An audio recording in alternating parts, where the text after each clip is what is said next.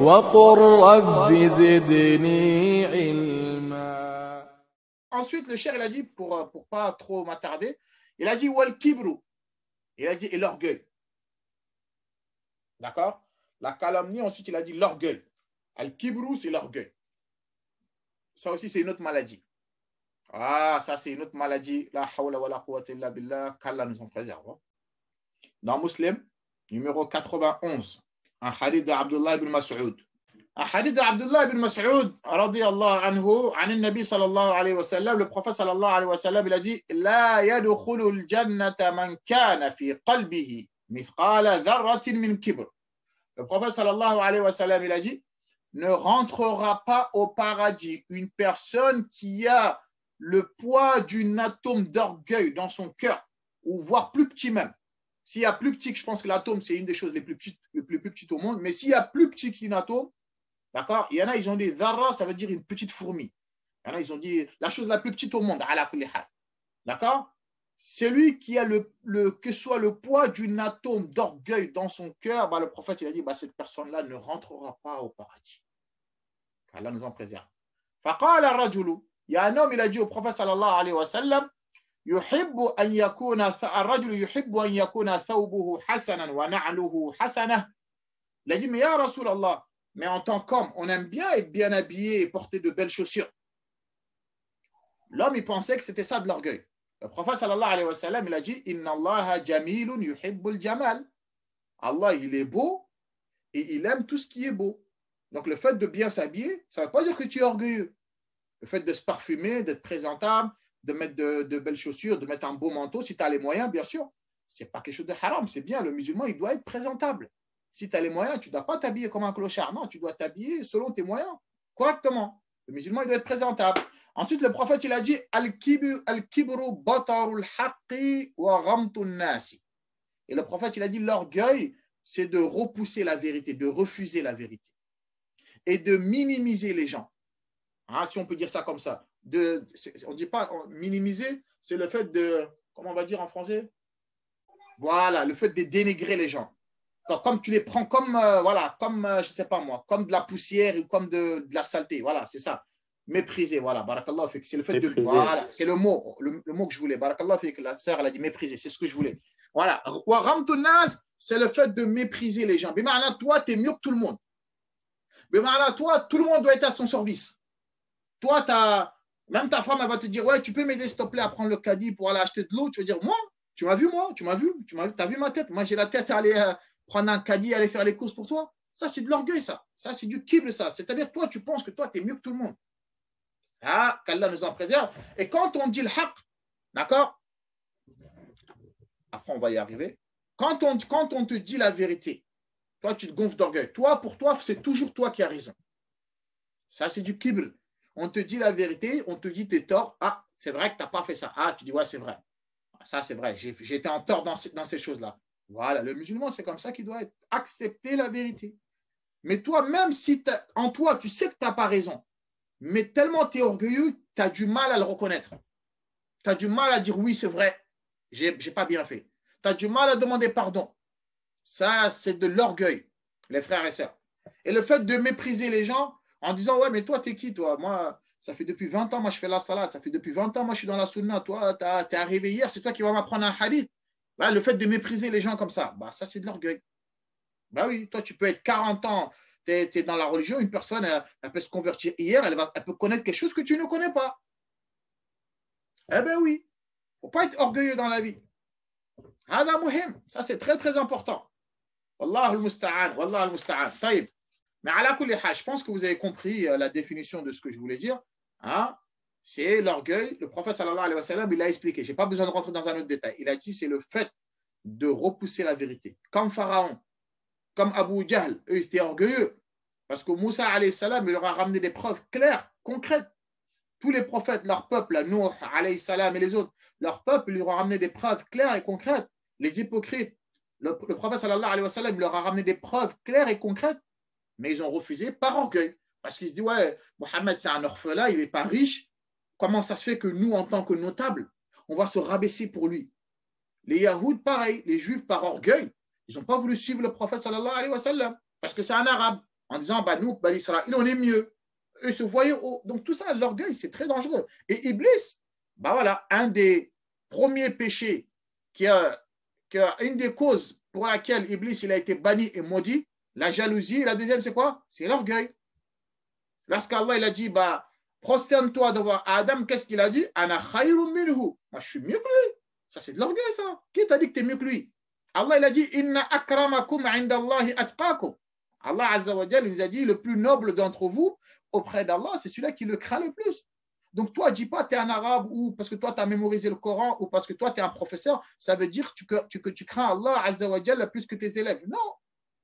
Dis pas que tu es mieux qu'eux. Certes, peut-être tu as une connaissance qu'ils n'ont pas, mais il se peut qu'auprès d'Allah, ils sont plus proches d'Allah que toi. Donc, le musulman, je vous l'ai toujours dit, toujours rester modeste.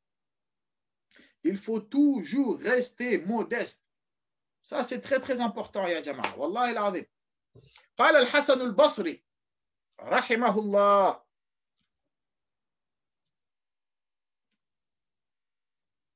il a dit التواضع, il a dit la modestie qui est le contraire de l'orgueil. أن تخرج من منزلك, il a dit c'est le fait que tu sors de ta maison.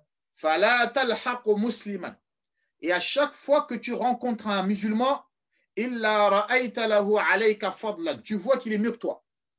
Il a dit ça, c'est ça la modestie. Quand tu sors de chez toi, tu rencontres un musulman dans ta tête, ah lui il est mieux que moi auprès d'Allah. Il a dit c'est ça la modestie. Toi, pour toi, tout le monde est mieux que toi. Parce que tu ne sais pas, une personne que tu peux minimiser, il se peut qu'il est plus proche d'Allah que toi. Vous avez compris ça ou pas? Voilà. La modestie, il a dit, c'est de penser que tous les gens que tu vois, ils sont mieux que toi. Même s'il se peut qu'il y en a certains, toi, tu es mieux qu'eux. Mais ça va te pousser à la modestie. Pour toi, tu restes toujours modeste. Voilà. Et قال سفيان ibn Uyayna, un autre savant, là on a fini avec Hassan al-Basri, Sufyan ibn Uyayna, il a dit Man ra'a annahu khayrun min ghayrihi, celui qui pense, qui voit qu'il est mieux que son prochain, faqad istakbara, bah lui il aura été orgueilleux. Si moi je pense que je suis mieux que Madani, ou je pense que je suis mieux que Nabil, ou bien je pense que je suis mieux que Nidal, ou bien les sœurs qui sont avec nous, ou bien moi je pense que je suis mieux qu'Ibrahim, bah là à ce moment-là ça c'est de l'orgueil. Parce que j'ai aucune confirmation, j'ai aucune certitude que je suis mieux qu'eux. C'est important ça. J'ai aucune certitude que je suis mieux qu'eux. Donc, il a dit, celui qui voit qu'il est mieux que son prochain, un musulman, je te parle, hein, parce que les koufars, c'est clair et net que le musulman, tu ne peux pas le comparer à un non-musulman. Là, je te parle entre musulmans. D'accord? Entre musulmans, le fait de voir que toi, tu penses que tu es mieux qu'un tel, bah, ça, c'est de l'orgueil. Est-ce que c'est clair, ça ou pas? Hein? Le musulman, il doit être comment? Modeste. Le prophète sallallahu alayhi wa sallam, c'est ce qu'il nous a appris. Il était modeste alors que c'est le meilleur des hommes. Ça, il n'y a même pas de divergence. Il n'y a pas de khilaf. Mais quand il était entre ses compagnons, tu ne pouvais pas distinguer c'est qui Mohammed sallallahu alayhi wa sallam. Wallahi, dans son habillement, dans sa manière de s'asseoir, un inconnu qui ne l'a jamais vu, ben, il ne saura pas c'est qui le prophète et c'est qui les compagnons. Il ne pourra pas le distinguer, tellement il était modeste. Tellement il était modeste, le prophète sallallahu alayhi wa sallam, il allait saluer ses compagnons. Il n'allait pas dire c'est moi, Mohammed, c'est à vous de venir me voir. Moi, je ne vais pas vous voir, moi. Non, le prophète sallallahu alayhi wa sallam, il allait visiter ses compagnons. Il allait les voir. Quand il entendait qu'un il était malade, bah, il allait le rendre visite. Par modestie, à Rasul sallallahu alayhi wa sallam, tellement il était modeste, il jouait avec ses femmes. Aïcha, il faisait la course. Le premier arrive, il faisait la course. Pour montrer que sallallahu alayhi wa sallam, il était modeste. Il aidait ses femmes aux tâches ménagères. Ça, c'est de la modestie, ça, ya jama'a. Wallahi, le musulman, il doit rester modeste. Il n'y a pas mieux. Quand tu es modeste, bah Allah, il va t'élever, en fait.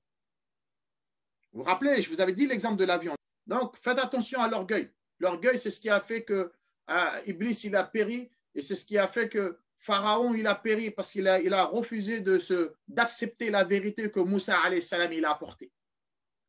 Et plein d'autres peuples, hein, les Abu Jahl, tout ça, pourquoi ils sont morts? Tout ça, c'est à cause de l'orgueil. Faites bien attention, les frères et sœurs, le musulman, il ne doit pas être orgueilleux. Tu dois faire des doigts, hein, qu'Allah subhanahu wa ta'ala te préserve de l'orgueil. Hein, il y a des doigts comme ça. Le prophète disait Allahumma inni a'udhu bika min al-'ajzi wal-kasali wal-jubni wal-bukhli wal-kibri. Il y a des doigts où tu dis Allah, préserve-moi de ci, préserve-moi de ça. Et parmi ces choses-là, invoque Allah, qu'Allah te préserve de l'orgueil. Qu'Allah nous en préserve. Taïb. Kadhalika, parmi un exemple de modestie, et ça c'est un très très bon exemple, hein, le prophète sallallahu alayhi wa sallam nous a informé sur l'histoire de Uwais al-Qarani. Je pense que vous avez déjà entendu l'histoire de Uwais al-Qarani. Uwais al-Qarani, le prophète sallallahu alayhi wa sallam, il a informé que c'est le meilleur tabi'i. Après les compagnons, c'est lui le meilleur. D'accord? Il s'appelle Uwais al-Qaran, c'est une ville au Yémen. D'accord? Hein? Uwais, on l'appelle Uwais al-Qarani. Si vous tapez son histoire, vous allez la voir sur Internet. Le prophète, tellement c'était quelqu'un qui était vertueux que le prophète, il a informé sur lui alors qu'il ne l'a jamais vu. Donc, pour vous expliquer Uwais al-Qarani, le prophète sallallahu alayhi wa sallam, écoutez bien, il a dit aux Sahaba, il y a un homme qui viendra du Yémen, qui se nommera Uwais al-Qarani. Ben, quand il viendra, s'il y en a un parmi vous, certains parmi vous qui le verront, ben, qu'il demande, qu'il fait dua pour vous, qu'il demande pardon à Allah pour vous. Pourtant, les compagnons, ils sont mieux qu'Uwais. Parce qu'un compagnon et un tabi'i, ils ne jouent pas dans la même cour. Le compagnon, il est beaucoup mieux qu'un tabi'i. Mais le prophète, il a dit, Uwais, si vous le rencontrez, demandez qu'il demande pardon pour vous. Lorsque le prophète sallallahu alayhi wa sallam, il est décédé, Abu Bakr Siddiq, radiyallahu anhu, il a fait 2 ans hein, à l'Khalifa. Et à chaque fois qu'il y avait des caravanes pendant le pèlerinage qui venaient du Yémen, il questionnait, est-ce qu'il y a parmi vous quelqu'un qui s'appelle Uwais? Pourtant, Abu Bakr, on sait bien qu'après le prophète, c'est qui est meilleur? C'est Abu Bakr. On sait, lui, pendant son vivant, il sait très bien qu'il va aller au paradis. Et il est 10 000 fois mieux que Uwais. Mais c'est pour montrer la modestie des compagnons. Ridwanullahi alayhim. À l'époque de Omar ibn al-Khattab, radiyallahu anhu, quelques années après qu'il est devenu le calife, Allah il a qaddar que Uwais il est venu parmi les pèlerins qui venaient faire le pèlerinage. D'accord? Et Omar ibn al-Khattab, alors que c'est Omar ibn al-Khattab, il n'est pas resté à sa place en disant allez me le chercher. C'est lui-même qui est parti chercher. C'est lui-même qui est parti dans les tribus qui venaient du Yémen et il cherchait est-ce qu'il y a parmi vous Uwais jusqu'à ce qu'on lui a informé. Et pourtant, ce Uwais-là, malgré que c'était quelqu'un, sa doua, ses invocations, ils étaient exaucées, ils étaient acceptées. Mais c'était quelqu'un, il était tellement modeste qu'il y en a, ils ne le connaissaient même pas. Il ne s'est pas dit, moi, le prophète, il a informé sur moi, mes douas sont exaucés, donc maintenant, portez-moi et prenez-moi comme une divinité. Il restait tellement modeste qu'il y en a certains, ils ne le connaissaient pas. Lorsque Omar ibn al-Khattab, il a su que c'était Uwais al-Qarani, à ce moment-là, il est parti le voir. Il l'a informé de ce que le prophète lui a informé, pour ne pas rentrer dans les détails. Et ensuite, Uwais, il a dit, oui, c'est bien moi. Et Omar ibn al-Khattab, qui est le deuxième meilleur après le prophète, sallallahu alayhi wa sallam, il a dit, invoque Allah pour moi. Demande le pardon à Allah pour moi. Alors que Omar, il est mieux que Uwais. Comprenez bien ça, les frères. Ne te dis pas, oui, c'est mon fils, je ne vais pas lui dire de faire dua pour moi. Ne te dis pas, ouais, c'est un pauvre ou c'est un miskin, donc moi je suis. Non, Omar, il a dit à Uwais fait dua pour moi. Alors que le prophète, il a dit, Omar fil jannah, Omar, il est au paradis. S'il y avait un autre prophète après moi, ça aurait été Omar. C'est cet homme-là qui ne s'est pas gonflé d'orgueil, qui est parti voir Uwais et il lui a dit, invoque Allah pour moi. La hawla wa la quwwata illa billah.